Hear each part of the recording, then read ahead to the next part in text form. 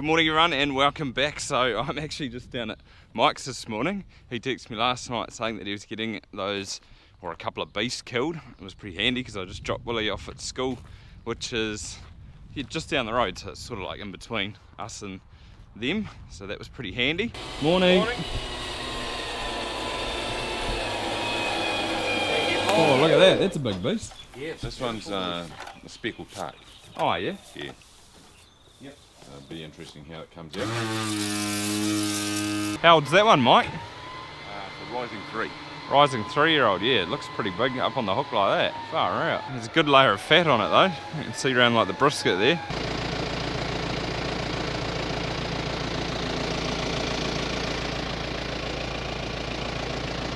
Is that the heart? Quite small for a big animal, eh? Speckle Park's all done, and now on to the Wagyu. So this is what I came down to have a look at. This is one that we reared 3 years ago. Oh, it might be Rising 4. I think it might be older than a 3 year. I'm not too sure, but we're gonna go halves with Mike for this one. This was the second one. We got one done a couple of months ago.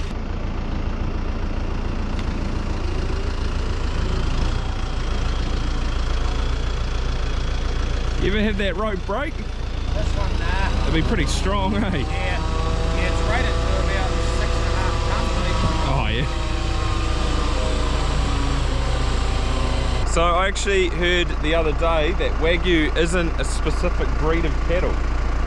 It's like a term that there's like 4 different breeds that go into it. I think it's just a Japanese black cattle they call Wagyu, eh? It's not an actual specific breed itself. Okay. Yeah. Oh, the beef cheeks, so good. It's a cut that sort of come back into fashion. Did you used to throw them away, or have you always kept the beef cheeks? Oh, we did used to throw them away. The whole head just went down the offal hole. Yeah. No tongue, no cheeks, no nothing. Yeah, they're definitely back in fashion again now. Yeah, sure. They're real nice, eh?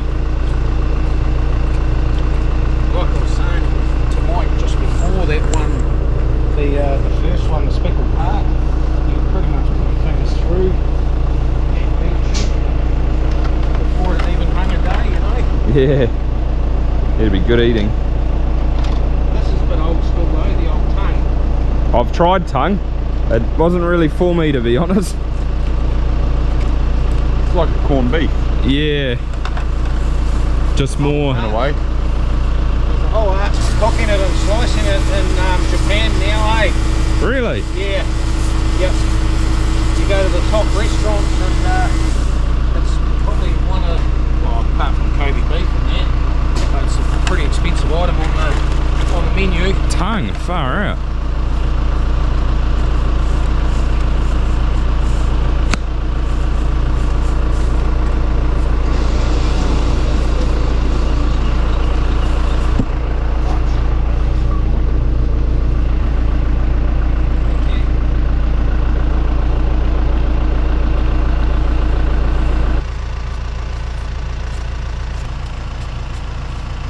First thoughts, Richard, what do you think? Oh, lovely. Both of them are. Yeah. Yep. Good layer of fat.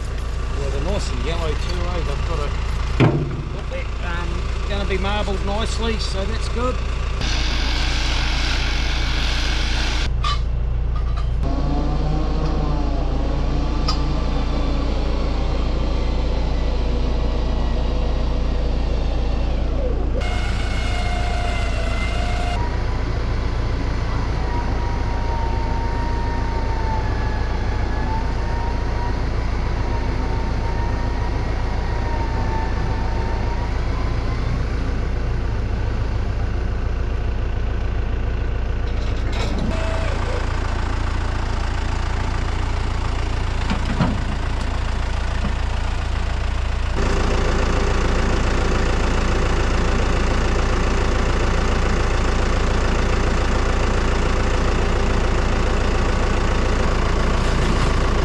Look at that yellow fat though. Yeah. Pretty unreal, eh? I'd say it's definitely more yellow than that last one. Yes. Yep. Definitely the Jersey side coming out. This is what you need to add to your... This is another very expensive cut of meat in the States, they love it. It's called the hanger steak. The what? The hanger? Hanger. Oh, yeah. Well, that's just it's actually a diaphragm skirt. You can see how it's in layers. Yeah. Yeah. They use that on the barbecues and stuff over in the States. Oh, yeah. So we'll add that to your cheeks. Please, yeah, that'd be awesome. Yep. Which is that it just in there, is it? Is that the... This is diaphragm. Yeah. So that's your outside skirts. And that one I just cut out, that's the one that holds the bottom end of the diaphragm, separates the intestines from your main organs. Oh, yeah.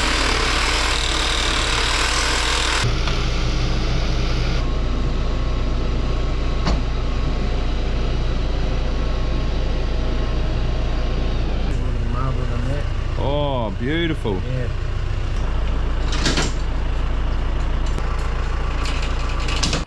A couple of times last week. Thanks, Richard. Damien's turned up again right at the end, just like when we did the hay. He turned up just as the last bale was being put in the shed, but he's getting half of that first beast. But what did you reckon of that Wagyu, Mike? Beautiful. Absolutely stunning. No, you got to tell the truth. You thought it was a little bit disappointing. Oh, the first one? Yeah. Yeah, tasteless. Yeah, tasteless, very tasteless. Although tender, really, really tender. It sort of melted in your mouth, but just the flavour wasn't there, which was a little bit disappointing, being like grass fed, and also I thought that Jersey might have just given it a bit of taste as well. But No, I was, I think the other exotic breeds probably taste better. yeah, so it'll be nice to. Well, it'll be interesting to see if this one tastes any different, eh? It looked pretty good on the hook, so time will tell. There's definitely more marbling on this one. Yeah. You know, being a bit bigger, so. Yeah, it was a bit bigger than that first one, but can't no, wait. It's been good. We'll try it next week. Yeah. I had to shoot back because Leigh and Casey, Leigh's from Wrightson's and Casey's from Agricom, we're just sorting out a bit of a plan for what we're going to drill after the maize and chicory comes out. So usually I use this Legion, but Casey's put me on to Reason, which is semi-new. You'd say it's semi-new. It's got a little bit earlier, what do you call it, leaf stage? Not leaf stage, heading date, a little bit earlier. And then trying something definitely new this year, putting in tall fescue. So some Haven tall fescue, and then there's another brand there too. Trying that in 3 of these paddocks, which should be good. Be interesting to see how it goes. Casey must like the Reason too, because she's got it on her shirt right there, so she's promoting it. We're just talking about chicory, and I asked Casey where it's growing, and you said Italy. Yeah. So why can't we grow it in New Zealand? It's quite a particular window for chicory in terms of the flowering timing. In Italy, you just get those more consistent weather conditions to be able to get good harvesting, so hence we have to grow the seed in all Italy, of it's grown in Italy. Yeah, there's a small amount done in Canterbury, but all the breeding background is done here in New Zealand, and then we're contracted out to Italy to then bring back here. So can I say that you've got something in the works? Yeah, we've got something in the works. So a new chicory variety is in the works. It's not out on the market, but once you do all the trials here, you send like some seeds over there to grow. Essentially bulk it up, because the seed that we produce off our first crop, we then, that extra seed gets multiplied and then plant another crop until we can get enough to then come commercial with, essentially. So interesting, isn't that interesting? I never knew it came from Italy. That's I reckon that's fascinating. And obviously our seasons are a little bit different too, so it's all communication and whatever. But cool. No, thanks for coming out, guys. Fun fact. I just shot up, they got a sample of the chicory. They're going to send it away to Hills to get tested, just to find out a few things about it, like ME-wise, just for out of interest sake. While we're there, I actually grabbed a couple of cobbs. It was right next door, and they're actually a lot further ahead than I thought they were going to be. You can see how dimpled the outside is, but if I grab this one, they're not as big as I thought they were going to be either. And you press in. See, there's a little bit of milk come out then, so that's alright. We sort of do want to take it right through. So they might be at like half maybe. The milk line might be at half, whereas this is on another plant, but I don't think. Oh, there's a little bit of milk there, a little bit at the pocket. That might be more like 3/4 along that one. Look at the nicely mown roadside. I thought I'd come and have a look at another paddock and see how this one is, because I only really pulled the cobs from just one of them. I'm a little bit disappointed this year though in the height. It's not quite as tall as I was hoping it was going to be. Like, it had a real good start, but it could go another foot higher, another couple of feet higher maybe. Okay, right, let's grab this one right here. Also probably a little bit disappointed in the size of the cobs. They're just not quite as long as I was hoping they were going to be. Not a bad cob, but I was expecting it to be a little bit bigger. There's a bit of moisture on that one. It's not quite as dimpled as the other two. And what have we got? 2, 4, 6, 8, 10, 12, 14, 16. I've double counted one. But, oh, yeah, that's quite hard too. There's a little bit of milk in there. So you can see it there. I'll pull another one out. So the bottom's still milky. Just there you can actually just see it pop a little bit of milk out. Do another one. So see, it might be half. There's got a little bit longer to go. So that's probably not a bad cob on there, but see this one? See, it's like tried a double cob, but it's really just sucking everything out of here and putting it back into that cob, and that cob's actually pretty small. That plant itself isn't a very good one. Move to the next one. Oh, you see that's double cobbed up too, although there's nothing really in this second cob. There it is there, so none of the kernels have really formed. So it's pulling it back out and putting it back into that main cob, but that one's not too bad. I was just sort of hoping they might be a little bit bigger. See there again. I guess it's not all bad though. I actually sent Darcy a text before, just saying if he's got time, can he come and have a little look.